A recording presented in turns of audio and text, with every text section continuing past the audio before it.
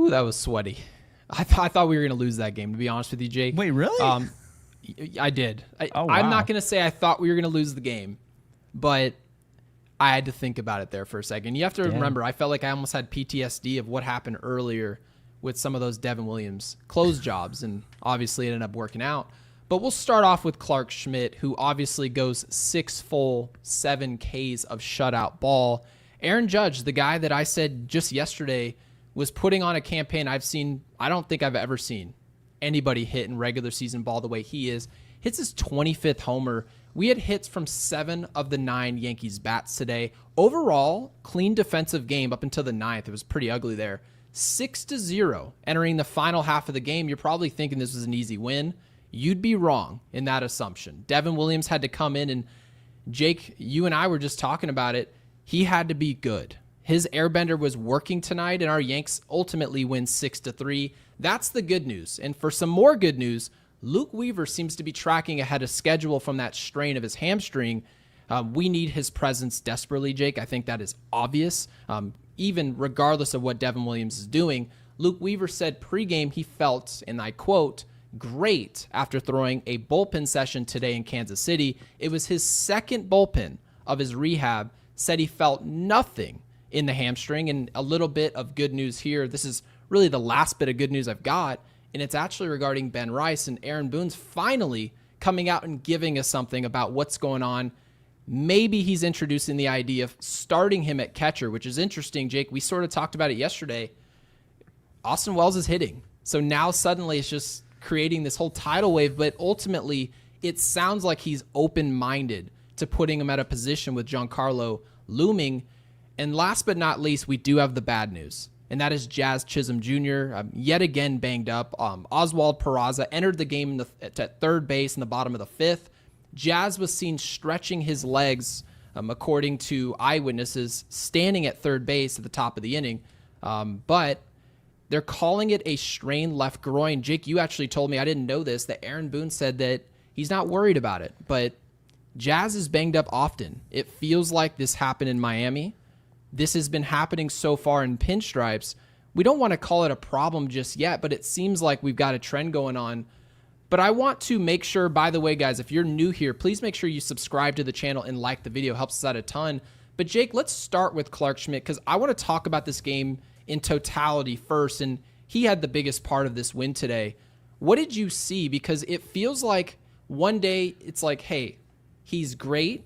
And the next day, and then maybe even the start after that, you're saying, who is this guy? Is this someone I can even have on my roster? I think that's just what 3 and 4 starters do. What say you? I think that's definitely fair, Gary. I mean, this is a guy that, I even said last year he was the most consistent pitcher on the team when healthy, right? He's 30 and a third. We talked about this. He's 30 and a third innings away from having as many innings pitched as he did last year. I don't know if that's impressive, or I don't know. I don't know how I feel about it. And obviously I'm happy he's on the mound, but I have no idea how to feel, because in one hand I'm like, well, at least we're talking about this in 2025. Like, it's good, I guess, in 2025 that he's about to match last year. He's 30 and a third innings away, but you'd rather just not be in that situation. He missed 9 bats today. Bubic had 12 swing and misses. So, look, I think Schmidt has kind of gone away from more of the higher velocity pitching, and I think he's gone more crafty. Just kind of like how I feel like the Yankees hitting has gone. I feel like they've gone very crafty. By the way, because relievers don't do this. Like, this is not, there's a reason that relievers or starters in general, guys are not going craft. Unless you're some lefty sidearm guy, you don't usually see this. Now, we don't want to minimize the stuff, because he still can get up to 94, 95. And he's still got stuff, but it's clear he's trying to work cutters away. He's almost pitching the way CeCe did, like in the back half of his career with the Yankees, where he's just sort of the outer half. He's not trying to overpower guys, working that sweeper in there. I don't know. Is the main concern with Clarke Schmidt innings? Because in my opinion, it is. When I look up there and I see a career high in a season for Clarke of 153 innings, you've never seen another season anywhere close to that. So health has been a concern. I don't think output, walks, control, all things Yes Network's talked about. Is he going to be able to control his breaking stuff? Is he going to be around the zone enough with his cutter, his sinker, his four seam that he actually was trying to work on today? Is he going to do that? All I want to see is this guy going to be available to us. And I just don't know if we're going to get that answer until it's sort of in front of our faces in August. And I hope that he's around, because if he is, you're getting a ton of value. And as you mentioned, he's reliable. He's just got to be standing out on the mound, and that's not always a guarantee. Yeah, I think the big thing with Clarke Schmidt is that he has, when he's healthy, he has improved pretty much every year, right? He's gotten better and better. He's moved on. The biggest issue with Clarke Schmidt, and why I do ultimately believe he's likely to be traded, is because you can't trust him to stay healthy. I mean, we're talking about him being 30 1/3 away from tying last year's innings. And you just said, I don't know what to feel about that, because that's not good. Like, he only got through 80-something innings last year. That's not great, right? I don't even remember him only pitching like 80 innings. It feels like he was a bigger part of last season. He wasn't. He was hurt for most of last season. He was hurt for the most of the beginning of this season. And then he came back, and we've seen kind of a mixed bag. But I'll just say this. I think he is a good pitcher in this league, but he is getting up there. He's already 29, you know. So if he doesn't show consistency to stay healthy, or consistency, what am I getting here, you know? And so I think today is a really good step in the right direction. Only gave up 2 hits. He's going to have his walks. Again, part of being a crafty pitcher is you also have to rely on the misfortunes of a hitter. So if they are going to, you know, extend the strike zone a little bit, that's going to help you. But if you're going up against a really patient lineup, you could have 8 walks and your stuff is excellent, right? I mean, think about that. So I know those are frustrating teams to go up against, but that's kind of, you're at the mercy of the hitter when you go craft over velocity, because Mason Miller can just throw 105 3 times in a row right down the plate, and you might not hit it. And yeah, I think that's partially why people will say, oh, these guys, he's going to get Tommy John in year 2. That's basically your way of smoke signaling. That guy's got ridiculous stuff. They're not just throwing that hard just for fun. They're not doing it because, oh, I can just be as successful throwing 93. No, throwing 103 makes you more successful, more times than not, right? So there's a reason why power pitching's become a thing. Clark's not that guy right now, and obviously... Not that guy, pal. You're not that guy, but I'm obviously proud of the way he's competing, because that's the way I would describe this player right now. He's just sort of competing. He's just trying to find his way through innings, and you can see efficiency is the name of the game for him right now. He's trying to be more efficient. You saw a couple one-pitch outs today. He was working around the plate, and I know you said there were a couple walks, and I think sometimes not all walks are like created equal. I really believe that, and sometimes you just pick your spots. If you're up against a hitter that possibly can do damage, then you can just pick around him, and I felt like he did that today strategically and not necessarily a loss of control. So I thought he was great today. This was a great start from Clarke Schmidt. Fantastic. But I guess the way I'm looking at it is all he's got to be is highly serviceable for this team up until the deadline, because I feel I potentially have the same opinion a lot of others have, especially who listen to this podcast, is that Clarke Schmidt is definitely good enough to get us to the deadline, to get us where we need to go. The issue is that I can't rely on him to be there in October. So what does that tell me? He's going to have to pass the baton. And we saw that with Jordan Montgomery. Brian Cashman made that decision. He traded for Harrison Bader, and none of us saw it coming. We sort of said, well, can't really envision Jordan Montgomery pitching any big games. Brian Cashman agreed. He dealt this player despite all the hard work he did all season. Now, it obviously bit us in the butt, and you don't want it to happen again here, but like you mentioned, Jake, you're talking about a 29-year-old player, still a good pitcher in this league. Yeah. Our problem is how reliable are you? If you don't show up consistently to work, your boss eventually is going to try and find your replacement, and maybe that's tough love, maybe it's harsh, maybe. But we really like Clarke on this podcast. We like what he does. But again, it's just a reliability issue, and Alex Reyes with the Super says we have a bullpen problem. I wouldn't call it a problem right now. I just think, Alex, and again, thank you for the 2. If you really think about what a problem is, you have to look, and Jake's just dying. I mean, no one said anything funny. I'm just dying over here. I'm not as good as Garrett the sleight of hand. He mutes every time he coughs. I have a cough. I've had a cough since last year, and you can never tell because I just smoked the mute. But man, as far as having a bullpen problem, I don't believe the Yankees have a bullpen problem. I just think it's something that has to be upgraded. And I think we can get to the deadline without it straining us. We've gotten to this point. We have a division lead. It's now 4 games after today's win. The Yankees are going to be able to survive up until the deadline. Now, I would assume Alex Reyes is saying, and just to decipher it here, is that there's definitely some question marks in that bullpen. If Devin Williams is going to be a guy who can go out there in the clutch, would you trust him? Luke Weaver can't pitch every day. Would you trust him? Today, Devin Williams was money. He was. He was able to sequence. He was calling his own game, which I thought was interesting.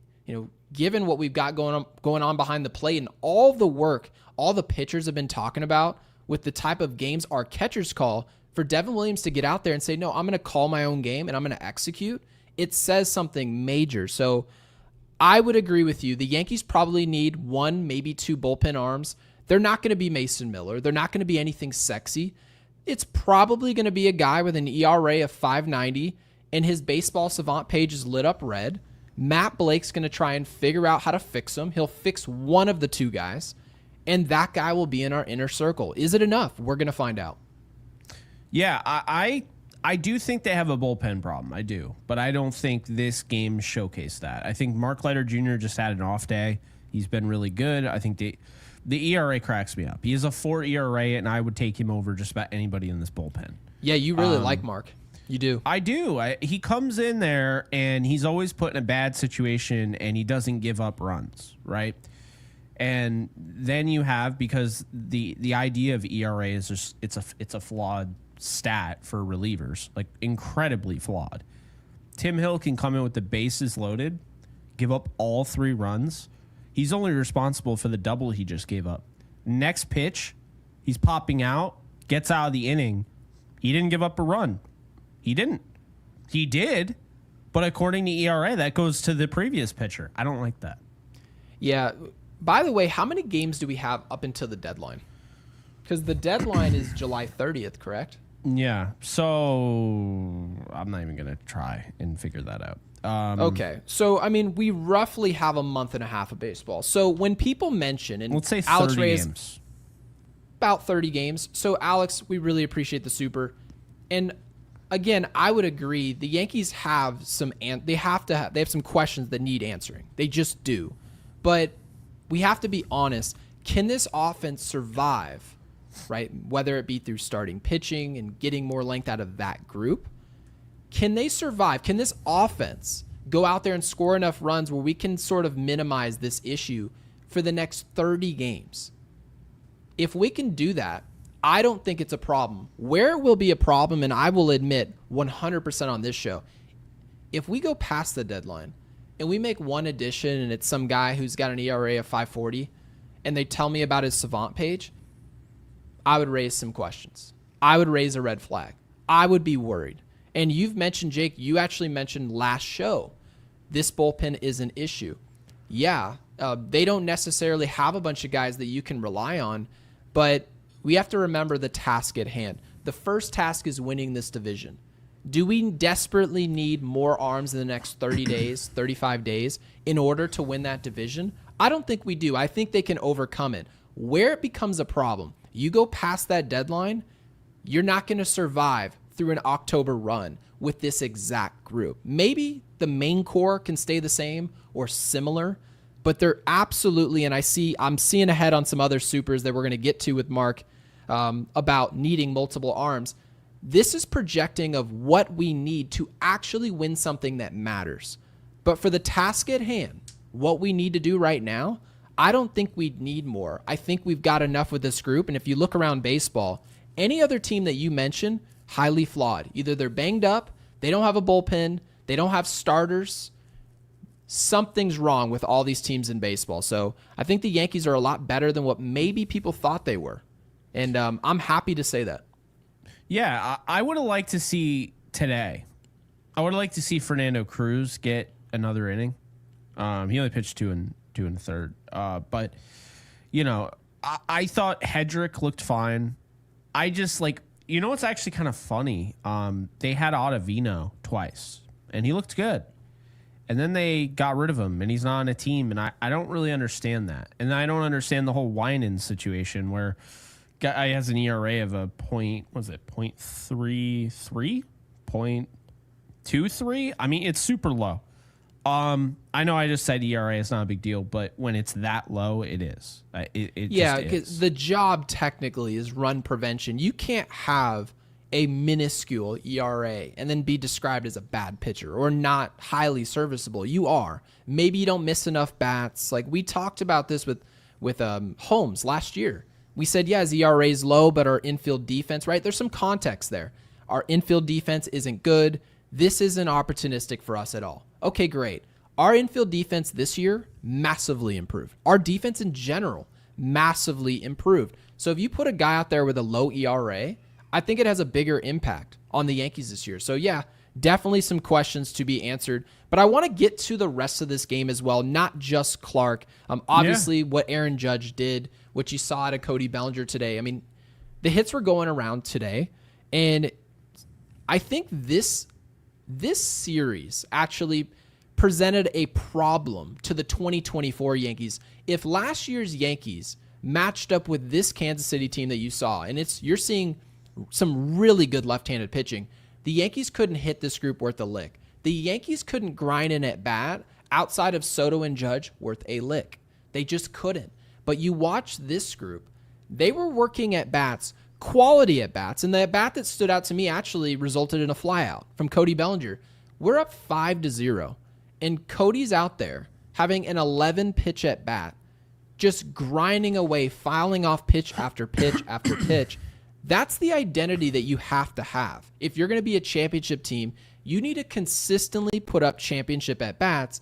That's what I'm so proud of with this group. So a lot to be proud of. Jake, what did you see out of the offense today? Because obviously our group as a whole, you look up and down the offense, there are a lot of guys with an ops well over 700. It seems like we're getting a lot from some guys, and obviously your dude and Ben Rice had something to do with it today.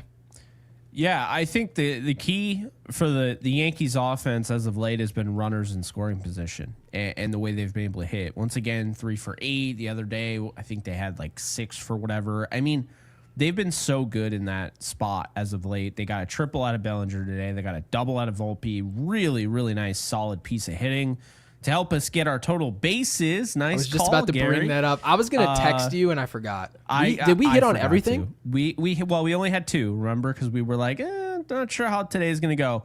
Right. We had Paul Goldschmidt and we had Anthony Volpe, and they both hit. So bang. That was awesome.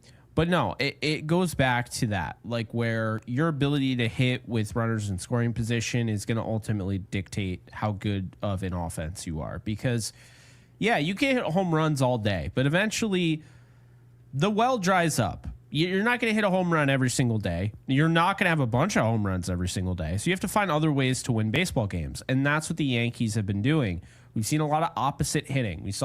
You mentioned Ben Rice go into left field. Love seeing that, right? How about Paul Goldschmidt? Also getting us, because he had 2 hits today, got us the total bases. He had 2 ribbies. So Judge obviously hitting the home run, opposite field. And there was a lot of opposite field. DJ LeMahieu, his batting average just went up. It's now at 279. So what do you think this looks like, by the way? Because you already know what most fans are saying. Some fans are saying, you know how it goes. They don't say anything negative about any player. And then most other fans are saying, what's this guy on the roster for? That player starts to give any output whatsoever. And they say, see, guys, that's why you don't give up on players. It's like, this is sports. This isn't we're not at high school graduation. That's not what this is. So given of what DJ's doing, and I don't remember his exact age. Is he 36, 35? I think he's 36. Yeah, he'll be okay. Well, he's somewhere in that ballpark. He's anywhere between 34 and 37. Yeah. He'll be spring 37 chicken. In July. Right. So this guy in baseball, this is an old player. Like, right? This is the age that we got Josh Donaldson via trade, and what everyone told us, oh, we're getting a dinosaur. Oh, this guy is over the hill. This is not going to work. It can't work, right? DJ LeMahieu right now, I shouldn't even call him serviceable. He's just good right now. And he is. Whether or not it means a lick 2 months from now, he could just be gone. He could be injured, right? Recent history shows it very well could go down with an injury. No one should take offense to that. This is literally what Brian Cashman said last year about Giancarlo Stanton. So sometimes what you are most often, people start making projections as to what you'll do. So I'm curious, Jacob, what you think about DJ, because right now, my estimation, he's just a good player. He fields his position. He's not nearly as athletic. He's not going to be as sure-handed defensively. It's still a step down of what he was. So it's not like he's not Brooks Robinson out there, but it's good enough. He still has a strong enough arm to make these throws, turning double plays, and that matters. The Yankees have not always been able to do that, especially with a Mount. He's hitting. He's hitting, and I think it creates an actual avenue where you can really justify the Yankees maybe to go get a depth piece at the deadline, like an Isaiah Kiner-Falefa, right? And most other people say, this is not a great player. We want a better player than that. I understand that, and if we can, then go ahead and do that. But it seems like where Brian Cashman, if I had to take a guess of where he's going with this, he's probably going to go get some depth pieces for his offense, just some plug-and-play guys you can throw at second or third. If Jazz is banged up, if DJ's banged up, right? If Peraza can't go. And then his real pursuit is back what Yes Network was telling us. Pitching. That's what it's going to be. It seems like depth piece offensively, and then where the real pickups are going to go or where most of our super chat is going with this, right? We need bullpen help. I think that's what's going to be. No, I agree. I think more and more I've gone away from getting a bat. I think I'm still not away from getting an IKF or somebody like that. But Brandon Lau's probably going to be too expensive. Plus Tampa is also, they're in it, right? And Toronto in it with us is in it right now. So I think part of the problem, Gary, we talked about this last year. When the league expanded the playoffs, there's too many teams that are on the fence. I don't think there's going to be... I think the trade deadline might be screwed, for good. Because I just think there are too many teams in the playoffs now where even if you're out of it by 10 games at the deadline, you still got a shot. Look and at that Boston, team might right? wanna, Boston. Yeah. Do you remember how I described them? When they came to the stadium, they beat us in a series. The sky was falling in our chat, right? And it's not like we were just on our lonesome, right? Just being positive Pete's. No. We also said the series was terrible. But you're looking up and you're like, Boston's 10.5 games back. You'd think, oh, okay, well, their season's over.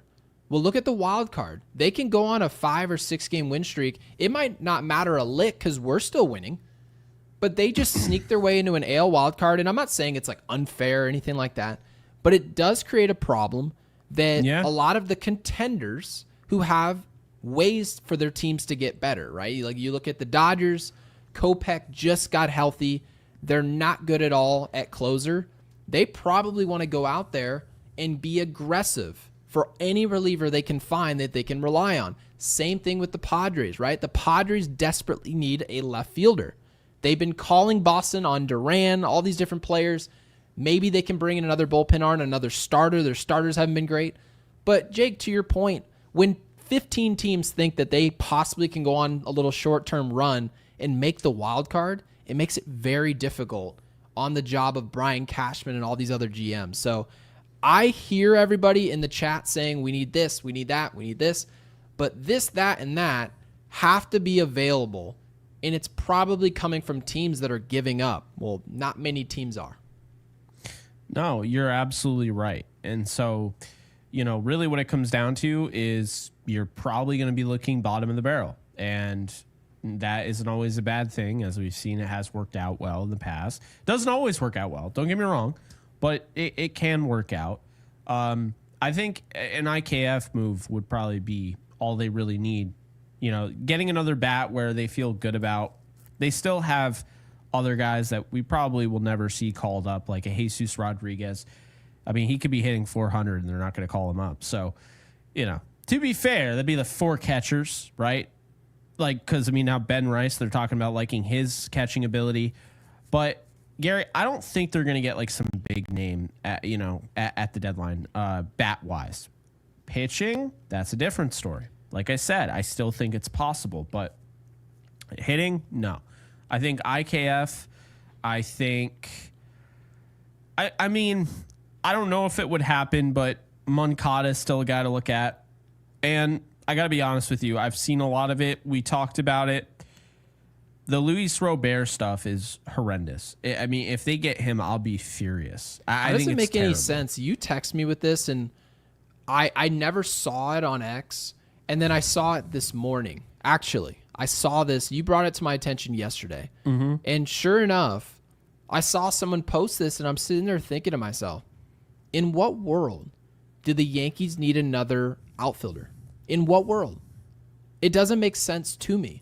You mean to tell me that you're developing your top prospect in Jason Dominguez, who's not really a prospect. He's now on our roster.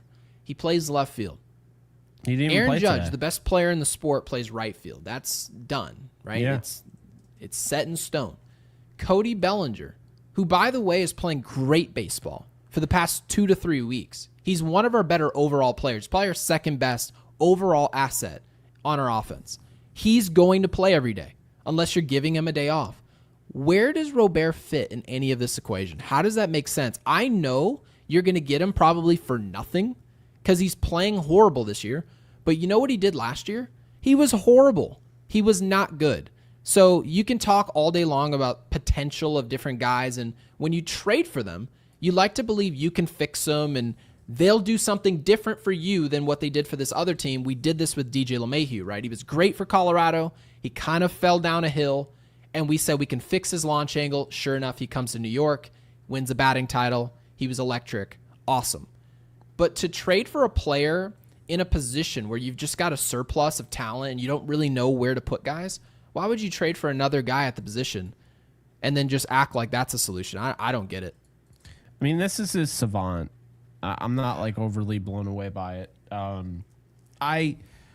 To me, you get this player if you want to basically cash in on Grisham. If you feel like, you're not signing Grisham, Robert has, control. He actually has control until 2028. Do I even want to control him? No, you don't. You know why? $20 million. The Yankees aren't doing this. The Yankees aren't doing this. I'm here to tell you right now, the Yankees will not trade for Luis Robert, because if they trade for Robert, they're on the hook for not just $20 million next year. They're on the hook for $20 million in 2027. Club options. So, technically, I guess it is a rental, but I would just rather get somebody that's actually good at baseball right now. You're old enough to have gone to Blockbuster, right? Yeah. Yeah, just because you're renting a movie doesn't mean that you're going to leave with a crappy movie. You know what I mean? Like, yeah. I know technically when you trade for a guy and he's in you mentioned team option, he doesn't have to be here the following season. It's different than Cody Bellinger. Cody Bellinger has a player option. He's here next year unless it just works out for him to do otherwise. Robert can come over here and just stink up the joint. You're going to trade something for him, and then everyone's going to say, well, we're not paying that guy $20 million. And then you get rid of him. What was the point of bringing him? Go do something else. I think this is just a distraction at this point. Like, I don't see a purpose in why this would occur. I really don't. Like I said, the only way they make this trade is if they want to cash in on Trent Grisham. If they're like, we're not bringing him back, we think Robert has more upside, fine. He's a better fielder right now. He's a better base runner. He's not a better hitter. And you see the sprint speed there. So I could see it from that perspective. But, Gary, if they felt that low on Trent Grisham to trade for a guy who's 572 OPS right now, then why is he playing over Jason Dominguez? Like, that doesn't make any sense. It just doesn't. So it actually doesn't make sense, even if, let's just say if you do trade for this player and he turns out playing good, you still don't have any business with him. There's nothing to do with him. Because if Jason Dominguez doesn't play because you've traded for a player that you like at the position, well, I'm here to tell you right now, you may as well have traded him in Jason Dominguez. There's no reason to have the asset if you won't play them. So I don't even think this makes sense. I don't know who reported it. It doesn't add up to me. Probably that Mike guy. Oh, okay. Yeah, Mike will go unnamed. But let's get to some of these supers. Apex, we really appreciate the 2, says Strowman walked back his starter comments, sort of. Do you remember exactly what he said? Because I did see this comment. I think I saw it this morning. And I think it was he was misquoted everywhere. It was misquoted, you think? It was misquoted everywhere. He did not say he's fine playing anything. What did he say exactly? He said exactly, when asked about the bullpen, he said, and I texted this to you. Let's see, what did I say? Because, I mean, I want to get this right, because I keep seeing, they're like, oh, yeah, I see it everywhere, Gary. It's all now over. He's a team player. I could be open to it. Those were his words. I could be open to it. Like, what is it weighing on? So when he says I could be open to going to the bullpen, is it based on his performance, or is it? He's saying I'm looking to get back to 100%, which I feel pretty close. Build my pitch count and take it from there. I could be open to it when asked about pitching in the bullpen. He basically was saying right now, I'm not really thinking about it, but I don't have like a strong stance on it right now. So he is kind of walking back his comment, but in a way, I almost feel like this is worse. Why would you come out and say, I could be open to it? Like, I understand what he's saying. He's saying, well, this team, they got a lot going for them. It's a really good team, all that. Like, he does mention that. He gives credit for his teammates. But then that leads me to believe, what, you didn't think your teammates were good before? Like, you know what I mean? Like, when you were like, I'm a starter.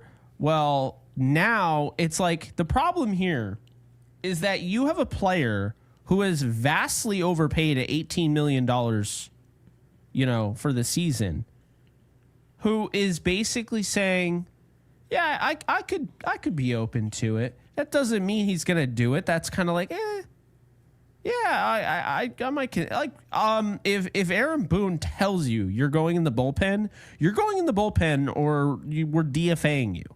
That's why, like, remember Aroldis Chapman? Everyone seems to forget how that ended. It ended abruptly because Aroldis didn't like his role going into the postseason, and Boone said, okay, well, this is your role. This is what I want you to do. And Aroldis basically was like, nope, not going to do that. And they said, okay, and they left him. They literally went on their trip to the postseason without Aroldis Chapman.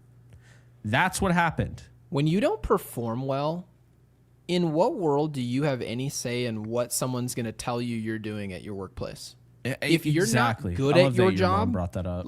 Right. So she says does Strowman have a choice? Obviously, he has some type of influence. I wouldn't say he has a choice, because if Marcus Strowman is performing the way he did the entire second half of last year, or he performs the way he did this entirety of the 2025 season, obviously got banged up there at the end. So he's not reliable in terms of innings. People were worried in our chat at the beginning of the season, like literally at opening day. Are you concerned, Gary, about the 150 innings? And I told everybody, no. I'm not worried that Marcus Strowman's going to pitch 150 innings 2025. He's not going to do that. And sure enough, he didn't, and he never will. But having said all of this, you don't ever, and you shouldn't ever, have any say in how you're used. I actually don't even really care how good you are. So I even want to take back that statement. Unless you're Aaron Judge, let's use that. Yeah. Every other player on the roster, if Aaron Boone decides tomorrow, Cody Bellinger, you are playing first base. Why is this happening? He can ask probably why. Because I want to do this, this, and this. I want to move Dominguez in there. I also want to get this guy in there.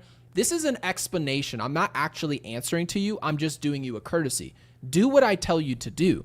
There's a reason Aaron Boone was hired, whether we like it or not, hired as manager. He makes the decision. You just do what he says. And part of what comes with that, letting him do what he wants with you, really, we pay you $18.5 million to perform and shut up. Don't say anything.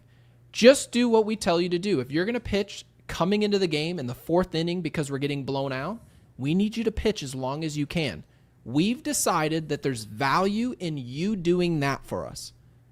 So whether you like that or not, if you don't like it, outperform the role. And that way, we don't have to tell you to go to the bullpen. We won't want you in the bullpen.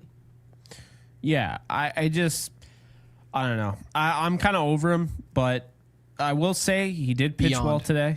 Beyond over him. But he did pitch well today, to be fair, and I'm not about to make this an anti-Strowman podcast. We react to what happens.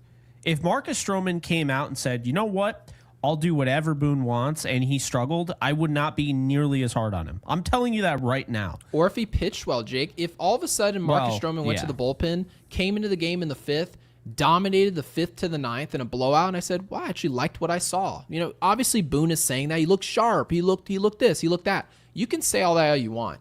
When you give us the performance and we say, I like what I'm getting out of this player, I'll be the first person to hop up out of my chair and say, you know what? If Will Warren slips up a couple, 2-3 starts in a row, why don't you go ahead and spin Marcus Strowman a start? I wouldn't have a problem doing that because it's performance-based.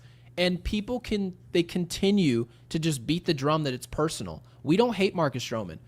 We hate how he's going about his business while pitching poorly and being banged up.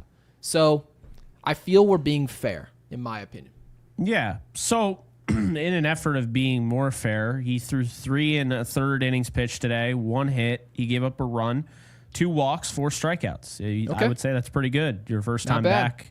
The last time he couldn't get through an inning, so that's definitely an upgrade. But I don't know what his role is, because I almost wonder if he is walking back and almost like the ego, the kind of the high opinion he has of himself, which I have no issue. You can have that. Nothing against that.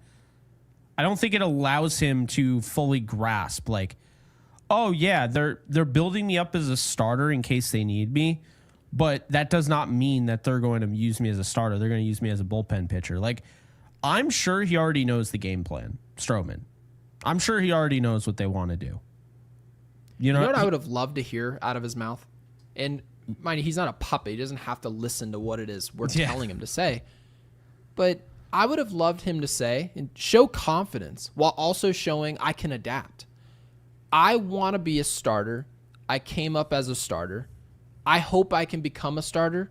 But if I don't earn that and Aaron Boone decides that I haven't earned that and I'm better suited in the bullpen, I'm going to give him hell in the bullpen and try and earn my way out of that position. But by no means am I going to make a stir or a fuss about this situation, because it's a privilege to pitch for the Yankees. I don't care what your role is. If Aroldis Chapman was pitching in the 7th inning and he had helped us win a World Series, our first title since 2009, don't you know he would have retired a hero in pinstripes? He just would have. We don't care what your role is. We don't care if you're playing left field. You love playing center field since Little League. We don't care where you're playing. We remember you because you had a role in success. So I hope that Marcus Strowman understands it's just a privilege to be here. That's part of the reason why we brought you here in the first place. And maybe he can just get with that program. But today was a good step in the right direction. The first step was always performance-based. That's going to be all of it. Yeah, I mean, I think everyone would say we're more excited about Giancarlo Stanton coming back. I mean, I'm never going to crap on somebody for trying to come back from injury. Like DJ LeMahieu last year when he was coming back, I was like, do I want him starting? No. But am I rooting against the guy who's actively trying to rehab back from an injury? Also, no. I'm not rooting against the guy. So that's really where I am with Strowman. Today Stanton had another 110 mile an hour double, by the way. Scored Lombard Jr. Lombard Jr. hit his first home run of the season. Did he really? In Double-A? Yes, it was back-to-back with Spencer Jones. Okay. I don't know if I'm as excited about the whole Spencer Jones thing, especially given where he's playing. I'm really not. I'm actually... I love the prospect. I do. Right. But I just feel like I'm watching a guy on borrowed time. That's what I feel. I feel like he's getting... I don't know if he gets traded this deadline or if he's a part of maybe next year.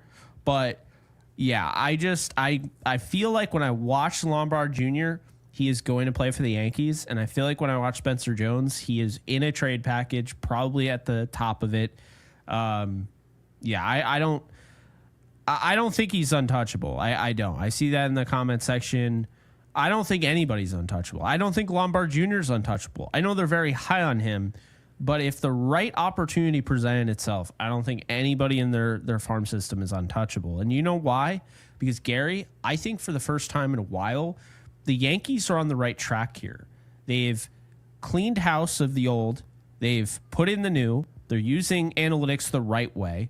They're changing their development curves. They're focusing on different archetypes for these players.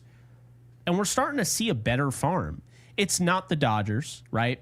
It's not the Pirates pushing out of Paul Skeens, but what it is the makings of, because you got to build the foundation.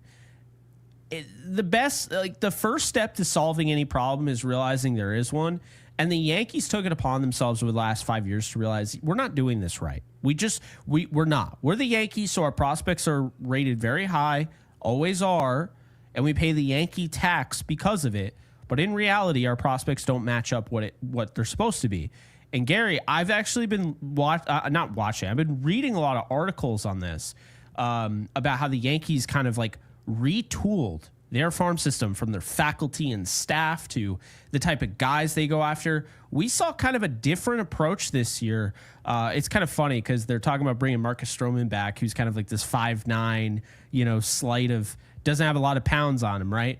And then you talk about getting a big arm and Ben Hess, like a big guy. And that was the thing. They felt like going after the bigger arms were more likely to be durable. And that's the thing. They've been putting more of an effort into durability and going after those guys. Good example, Chase Hampton. Still dealing with issues. Had Tommy John. He was kind of on the shorter side, the undersized type. So they've changed their archetypes, Gary, and I think they're becoming better. It does seem like they went away from that because it felt like a lot of the guys who made it through the Yankees system were Davey almost Garcia, 5'8", like they're literally their stature is built to give you 135 innings and be your 5. Yeah, like me. And by the way, there's incredible value in being a 4-starter, a 3-starter. Like when people said, I saw it all over X, like people were DMing me, Clark's a 3, don't get too excited. He's a 4, he's a 3. I should be excited if I have a somewhat reliable 4 in the big leagues because it helps you win a division. I think that's our first goal. So can you believe that Clarke Schmidt should be traded because the Yankees maybe can go get a Peralta, somebody more reliable? Sure. But let's not gloss over the fact that these starts are absolutely necessary to go where we have to go. If we didn't win this division, everyone would have been pissed off.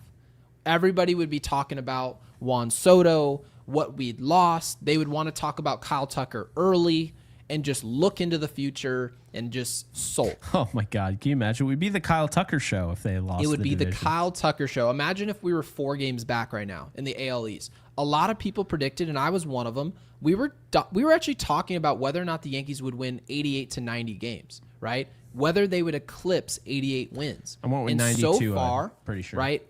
So far, so good, right? Mm-hmm. We're on track. Things can change in a hurry, obviously, but there's a lot of beauty to having these guys who can just sort of get you to the dance, right? So I'm happy that they're here, but I do like that the Yankees are taking this more serious with their prospects and not just saying, hey, this guy's going to be Mickey Mantle. This guy, Yeah. This guy, he's going to be the next Trey Turner. I think you guys need to put up the numbers that suggest those type of comparisons, and then we'll have those conversations, especially here on this podcast. And I want to get to some of these supers, and Mark is obviously discussing the arms with the 10, says we need to bring some arms in or we will be royally screwed. Is it too late to bring back, I don't even want to try to say, how do we say his last name? Is it Kahnle? Okay, because I said Kahnle last time. I was like, it's Kahnle. Okay. So, bullpen arms are just very fickle. They should have brought back Kahnle. I stand by that.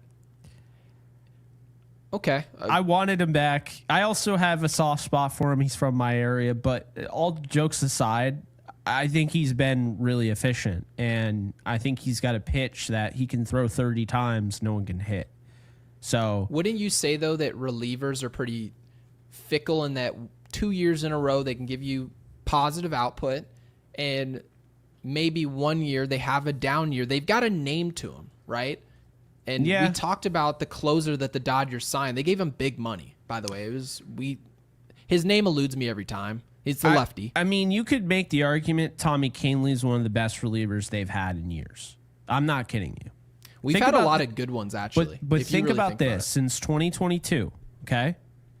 Dodgers, 2.84 ERA, 0.63 whip. Yankees in 2023, 2.66 ERA, 1.11 whip.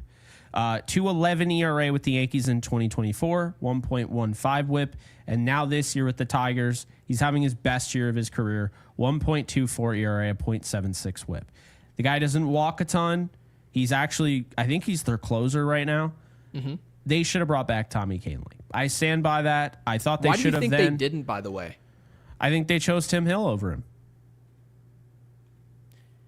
It's an interesting decision. Given the fact that I felt like it wasn't his role they were replacing necessarily. Yeah, I didn't like it because I just think, think about this. Ryan Yarbrough became available during spring training. So what happens if you don't get Yarbrough there? Where are you right now? And so... Well, we're probably... If Yarbrough doesn't exist, I would venture to say that the Yankees would probably be a half a game up in the division instead of 4. Okay. And that's a massive difference. You go from a relatively comfortable lead, especially given which teams are on our heels. It's not the 0-4 Boston Red Sox behind us, right? They still deserve respect, but we do feel some level of comfort given where we are. But no Yarbrough, what do these starts look like? It very well could be more starts from Cookie. You're probably looking at 5, 6, 7 starts from Cookie already.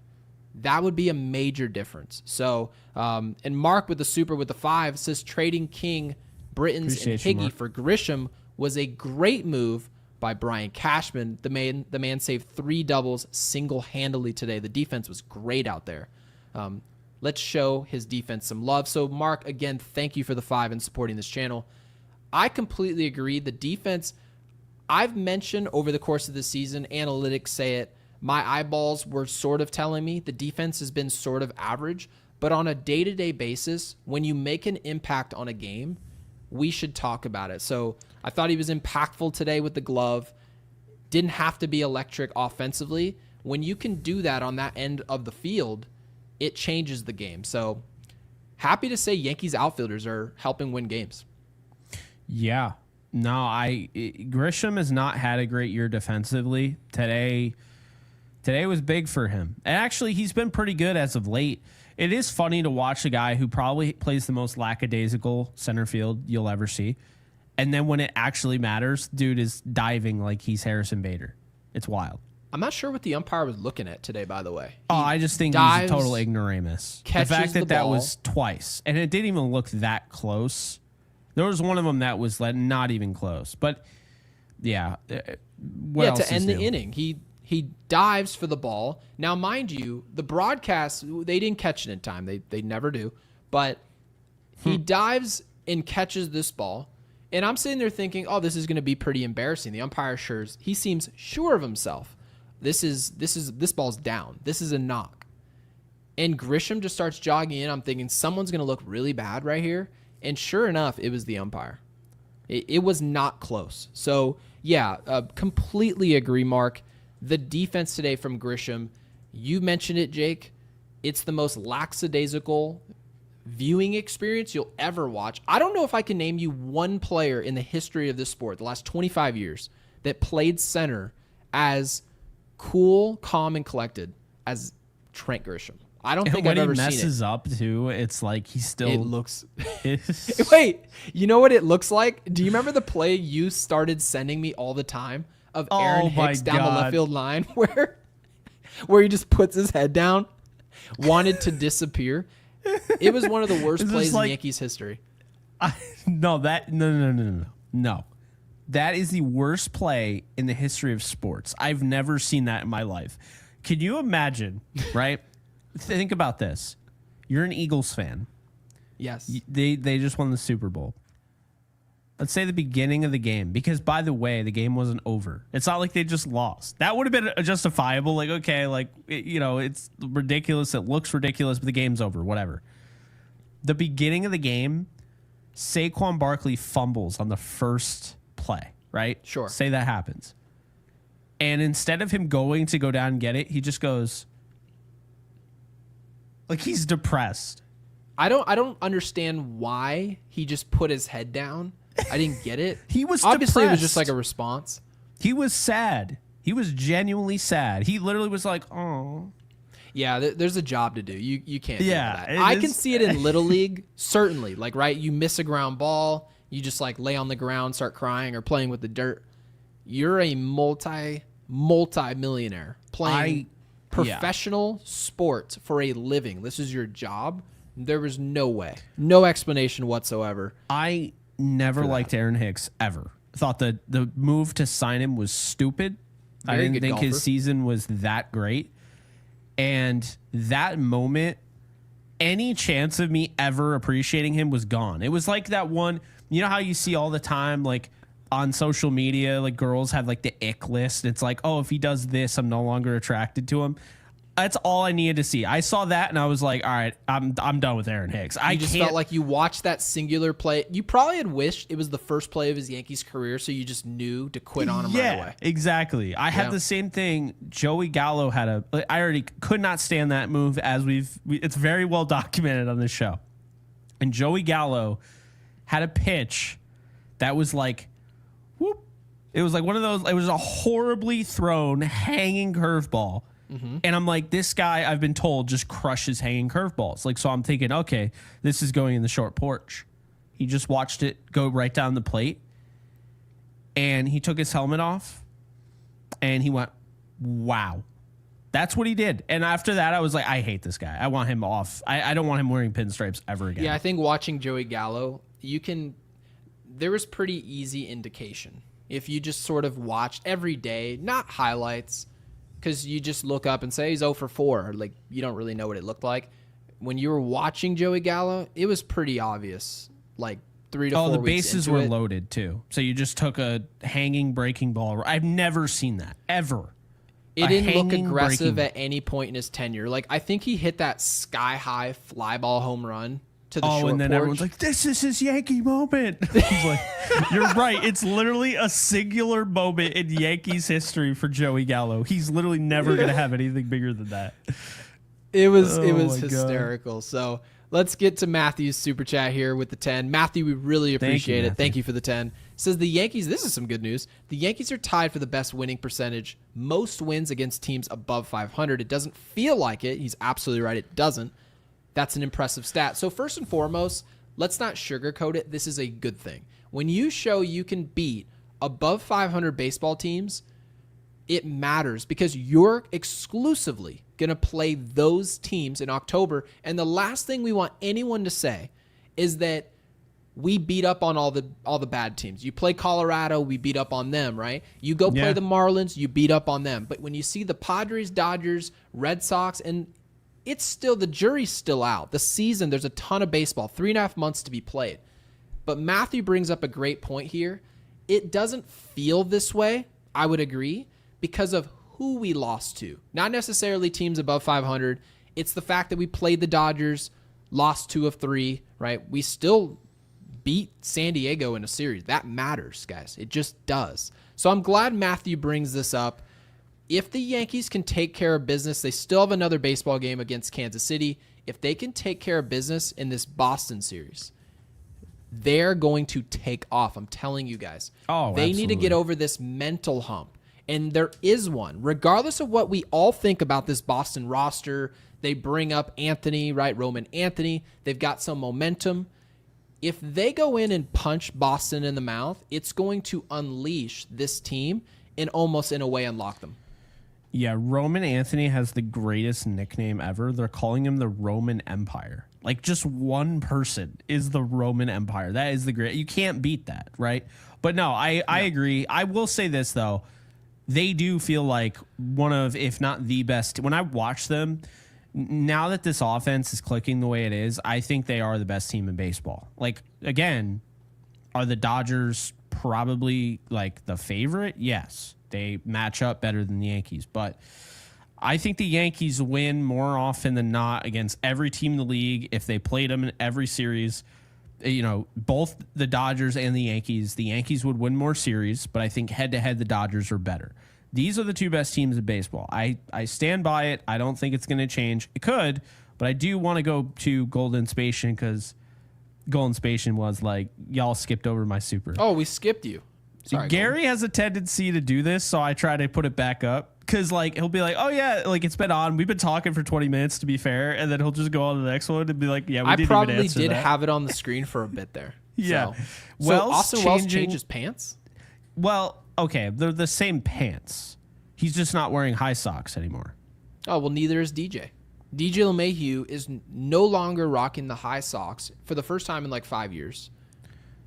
It's weird. I was always a High Sox fan, and then there was one year where I was hitting the ball like crap, and then I don't know why. And this is probably, there's like a ritual to it. Like baseball players have rituals, and I started just going with like the pants that are like cuffed a little bit above like the cleats. They look like fresh as hell, and I was hitting a lot better. So I get it. I think Austin Wells, I'm not anymore, but I think Austin Wells is. And I think that's what we've seen. And hey, if it's a mental game, you can literally placebo yourself by saying, yeah, it's because of this. So maybe that's what he did. But appreciate the super chat, Golden. Luis Soto, thank you for the 10. With the logjam that is coming when Stanton returns, with the likelihood of Bellinger picking up his option, I got a bad feeling that Rice might get dealt if we are focused on Tucker next year. I could see it. I think it really depends on Austin Wells, because I thought today's comments were very interesting.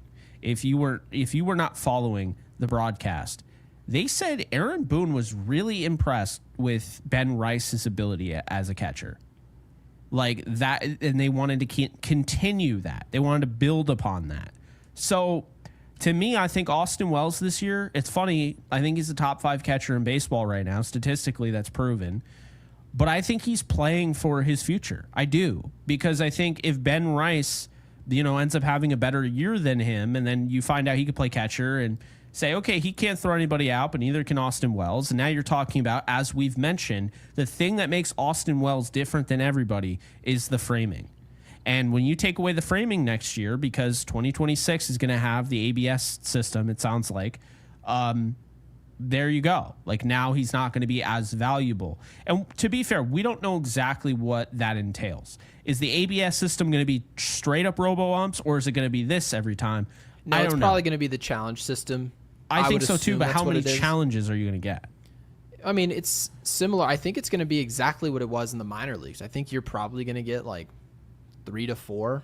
That's a decent amount. Because, I mean, think about it. Umpires, I don't know if you knew the average. It's around 6 to 8 calls they miss a game. Sure. There's also probably going to be unwritten rules with each team where some managers are probably going to say, hey, if you're hitting 8th, you don't get a challenge.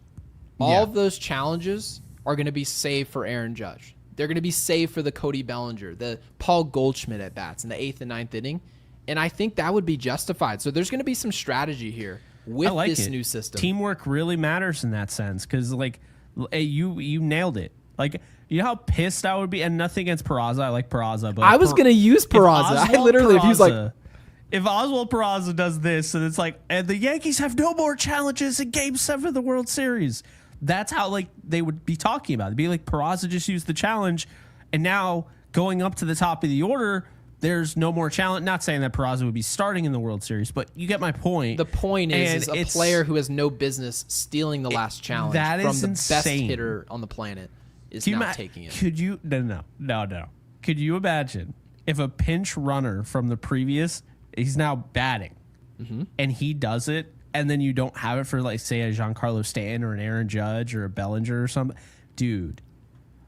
At least you can blame yourself. At least, because you never know what it's going to be, how they're going to apply it, because this might be binding. Soon as a hitter does this, and you already know, just like the NBA, what do you see on every call at the rim, right? Yes, you see complaining, but what's the gesture you always see? Oh, I need you to replay it. Coach, trust me. I never touched him. Then they show the replay. Oh, yeah. I mean, I normally see the bitch slap, but... Yeah, it is literally a tomahawk chop straight on someone's elbow. And yeah, I didn't touch all him. of a sudden, the dude's like, he's just sitting there going, oh, now I'm tired. Now I need water. No, in baseball, there's going to be strategy to how this system's used. So I'm excited to see how it's used. And by the way, just to address the likelihood and obviously talking about Ben Rice and being worried, this bad feeling about him being dealt, I'll tell you this. I don't want Ben Rice traded just as much, obviously, as Luis does. But depending on what's on its way will dictate how I feel about some guys being removed from the organization. If you're getting a future Hall of Famer in Kyle Tucker, you're going to have to give up something. It may be Jason Dominguez on his way out the door. It may be that. You never know. But why would you have to do that if you're signing him? No, I'm not saying. I'm just saying Cody Bellinger picking up his option, right? The likelihood is high. Okay? Yeah. Now, mind you, he'll play outfield. Aaron Judge is playing outfield. If you sign Kyle Tucker, there's your outfield. So Ben Rice, so you have to imagine if they're saying, well, Ben Rice is going to play first base, then you have the question of, okay, well, Paul Goldschmidt, is he returning? We had that conversation, right? Now, for me, it's like, I don't think he's not returning. I would feel confident that he's probably not returning, but I would love to see him return. Who's that? Goldschmidt? Goldschmidt. Yeah, I don't think like Ben Rice and Kyle Tucker really have nothing to do with one another. Actually, if you think about it, because it's like he's playing first base. The issue is whether or not Paul Goldschmidt ends up hitting 310 on the season, and you're saying, oh, I've got to lose that asset. Ben Rice now plays first base. Well, so be it. So what? You're losing something great. You never know. He's in his late 30s. It could fall off a cliff at any point. It happens. It's just life. Don't worry about Ben Rice when it comes to Kyle Tucker. If Kyle Tucker becomes a Yankee, the player you should be more worried about is what we do with Jason Dominguez. That should be your worry. I, again, don't think they're going to get Kyle Tucker, but I would love to see it. If it happens. Appreciate the super chat there. Ty, thank you for the 5. See, Jake went with the Bronx tuxedo tonight. That pop-up in the 9th, yikes. Can anyone on this team communicate on fly balls and pop-ups? It is funny. This defense is so much better than last year, but I've never seen a season where it just feels like they never know whether, like, how many times have we had like a ball just lay? Like, that's the only really negative thing I think with this defense is that those fly balls that, then of course they have to have like 5 of them hit a game, which is insane. But yeah, they're wicked frustrating because that's not even like a skill thing. Like, oh yeah, I popped up a ball and the wind took it in a weird way, and now I have like in between Judge and then LeMahieu's going after it, and then Volpe somehow is in the picture, and Goldschmidt's here, and it falls in between all of them. Yeah, I saw people telling me, by the way, like when people were messaging me about it, they're like, that's Leiter's ball. He's got to catch the ball because they saw where it landed. Yeah, near the mound. The third baseman's got to catch that ball every time. There's nothing to communicate. There's just not. You run in, and if physically you can get to the ball, you think I want Mark Leiter Jr. reaching up his glove and catching a pop-up before I want you, who, Jake, you've described him as a sure-handed third baseman. I want you catching the ball. Yeah. That's how it works. There's a reason why center fielders, shortstops, second basemen over first baseman, they have priority. There's a reason for that. Certain guys are more sure-handed than others. There's a system in play. So overall, we won't hang our heads on this. It's something to be addressed. It's not a major red flag, but if you look up in August and we see plays very similar to this, it's going to feel kind of similar to Rizzo not covering first and that whole deal, right? And then we sort of stopped talking about it because we were hitting walk-offs in Cleveland and everything was great. And then it popped up out of the woodworks in the World Series again. It did. So you let's were just on pay it. I'll attention never to it. forget. You were on it from the very beginning. You're like, you know, it won't cost him a game maybe in May, but it might cost him a game in October. That is exactly what you told me. Because you're like, I have an issue with how lackadaisical Anthony Rizzo plays first base. He will literally sit there and be like, yeah, I'm not going to first. I'm too old. Do you remember what I and we'll said the toss answer it. to it was? I said, and this is a quote. You guys can go scroll and find it. I said if Anthony Rizzo is not going to cover first base, the fix to it, if he's not going to cover the base, is that any and all pitchers, starters, relievers, closers, you need to know this about And this you need play. to sprint. And guess what happens in the World Series? Everyone's sitting here hanging their heads. The ball's being put in play. And Garrett Cole's not prepared in the most important out of his career. Not prepared to cover first base. Now, mind you, some people said, he wasn't going to win a foot race. So at the very least, you make the attempt to cover the base. He didn't do that. Why? Because he didn't pay attention to that aspect of the game. It was a problem since May. It was a problem since the beginning of the season.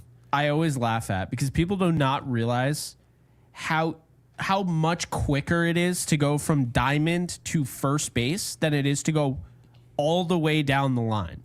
It's not even close. Like literally David Wells could sprint down to first base before like an actual fast base runner can get over there if he leaves in time.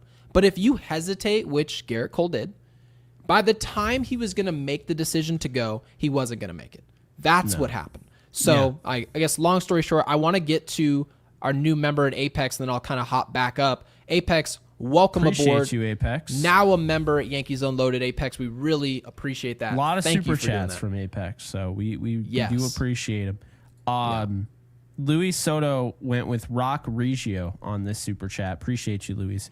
On fire, too. Rock Reggio, I don't know if you knew this, Gary, hit another freaking home run. I mean, this dude just can't stop hitting home runs. I don't even know what to make of it because it just reeks of exploding your value right at the right time. Month and a half before the trade deadline, we're not sure what we're going to do with it. He wants out of this organization so bad. He's like, come get me. Just give him my KF. I'll go to Pittsburgh. I just want a chance. People can say what they want about Yankees prospects and the hype train, and we pump it up. It makes sense why that happens. We're He has the a Yankees. 1,300 OPS in 7 games. He's hit 5 home runs in 5 games so far in Double. So he's Aaron Judge for 7 games. Yep, essentially. It's impressive. So it's nice to see that numbers back hype rather than, I guess I should just say that numbers back up the excitement rather than it being a blog of someone telling me how excited to get about a player or just showing me video. I'd much rather see numbers, sheets where you show me the ball is going into the outfield. It's landing. He's getting to second base. He's leaving the yard. That stuff matters. So yeah, Luis, great point. He doesn't stop hitting. He just doesn't. I hope he stays in the organization. I want to see what he can do in pinstripes. I would love to see that. Yeah, I mean, you're already talking about quite a few guys right now that you're like, yeah, they don't have the pop that I'm looking for. I mean, Spencer Jones now has the pop. He's hitting home runs. He's slugging. Okay. But what are we doing? Spencer Jones' new stance. Oh, my God. His leg is out the door. Like, my door is right there. Yeah, his leg is just... I know. I mean, he's gonna get, what is it, the surgery to make yourself longer, like the legs longer. He's gonna be on stilts, like his leg. I wanted is that gonna be in surgery the so dugout. bad when I was in high school. They were like, "Yeah, I can make you 2 inches taller." And my wife says I'm 5'9". I said I was 5'10", but what a difference it would be to be 6 foot, huh? top prospect. You want to be taller? You want to play in the NBA? Get the surgery. Man. So Mark with the 5. This will be our last, probably our last super, and then we'll get to our picks with Prophet X for the finale against Kansas City. Mark with the 5. Thank you for that, Mark. We really appreciate it. Says Joey Gallo may not have given us many plays in the field, but at least we got a great Don rant out of his tenure here. So, Don LaGreca, yes. We got some great rants. We did. I wish we got some more from Michael K, because Michael K's rants are my favorite. Michael K's rant was great about Joey Gallo. What did he say? Because I missed that. I never saw it. Oh, my God. I got to find it for you, because guess what? He didn't do this on the radio. He did this before a game on Yes Network. He was in the booth screaming. It was the funniest thing. So paraphrasing, what did he say? Because I missed this. He basically was calling out Joey Gallo because it was official. I think they had finally traded him away or whatever, and he was talking about it. And it was like, did they trade him away when he came out with that? You know, he did the tell-all thing to the New York Post reporter. Yeah, where he talked about the shift, right? And like was he gone by then? Like, yeah, was he in LA? Oh no, he was in LA. He was gone. So yeah, he said, like, he's like, and I gotta be honest. He's like, I like Joey's a good guy, but he's like, it's been those are the worst 500 at bats in Yankees history. Like he ripped him to shreds. He talked about the shift. He's like, the shift was beating me up, and it was just unfair. And all types of nonsense. Yeah, and then Michael K on the radio, he'd say it multiple times, we'll hit it where they aren't, right? Like, find another spot, learn how to hit opposite field. You'd be the best hitter in the league at that rate, the way the shift was. Also, his problem wasn't the shift. He wasn't even hitting the ball hard. I don't know what baseball he was watching. He was actually paid to hit home runs. Well, I wasn't trying to actually have an impression of Michael K, Will. What the hell? I was just telling you. Are you talking about Downer Will? Yeah, Willie Downer.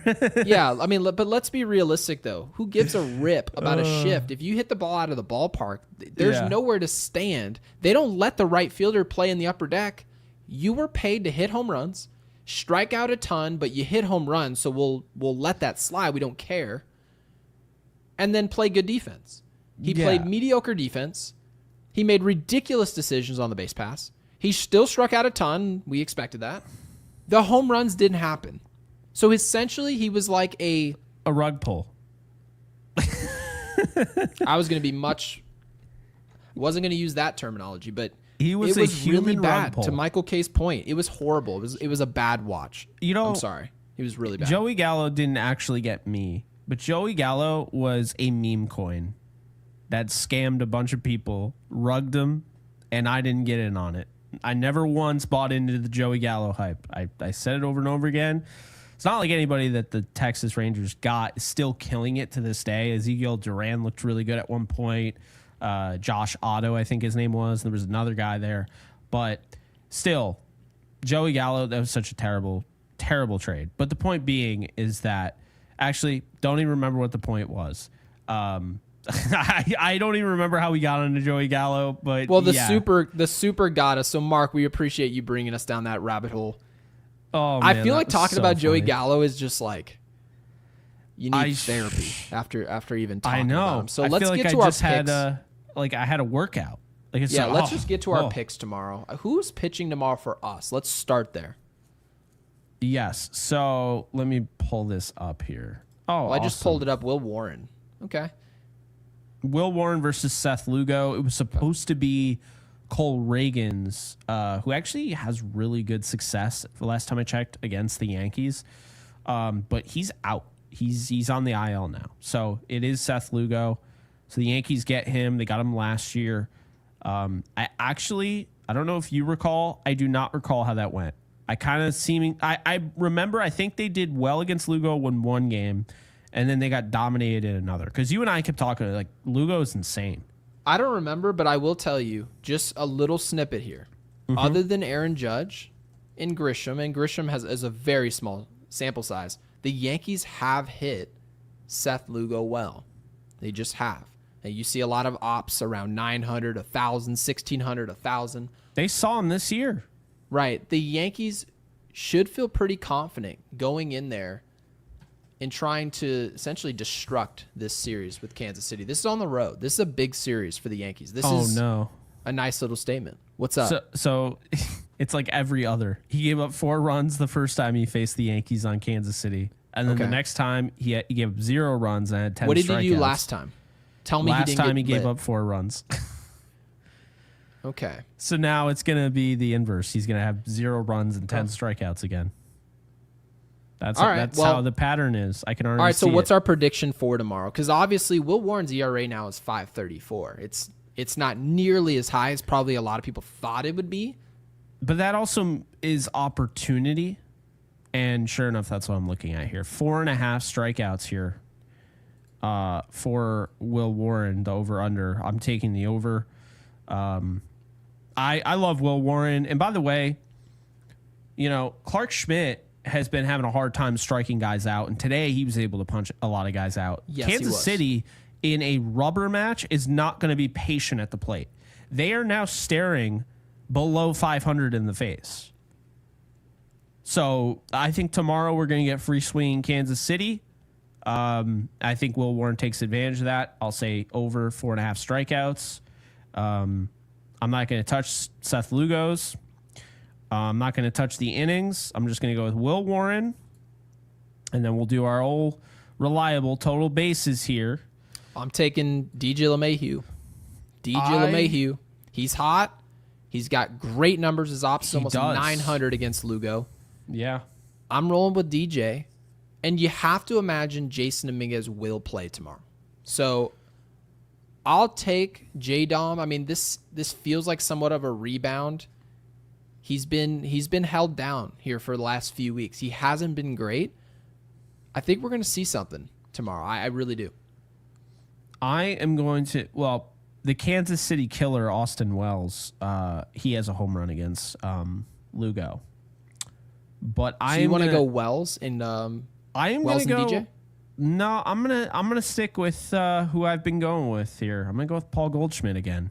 He's hitting 571 for his career against Lugo with a 1,600 OPS, 2 home runs. I'm gonna go with him. Let's lock it in. Then I'm assuming we're taking the Yankees money line. Well, is it profitable? That's always.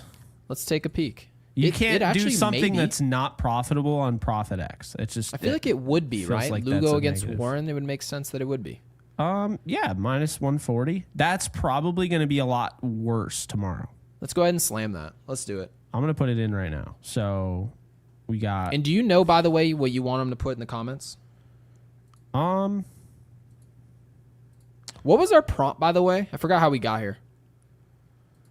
Are you starting to trust Clarke Schmidt again? All right.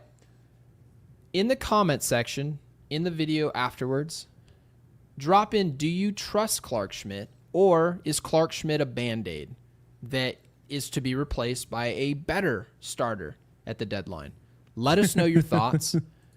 I'd be interested to hear. Crick. Yeah. Dude, other people would be like, what are these guys talking about? Crick. I know. It's so funny. I even had like people. I think there were people in the comment section like, what does that mean? Crick? Question mark? Like, I was like, I don't know. I just messed up the dude's name. And it was so funny because it was a pronunciation episode where no matter, Gary could have pronounced anything correctly. He could have pronounced Giannis Antetokounmpo down to the wire, and somebody would be like, oh, actually, you put too much emphasis on the P. So, yeah. Yeah, the podcast turned into a spelling bee. So, but again, guys, drop in if you think Clarke is going to be here long term. And we're probably talking, do you trust him after the deadline? Or do you think he's just good for now? Trust or trade? Trust Simple or trade.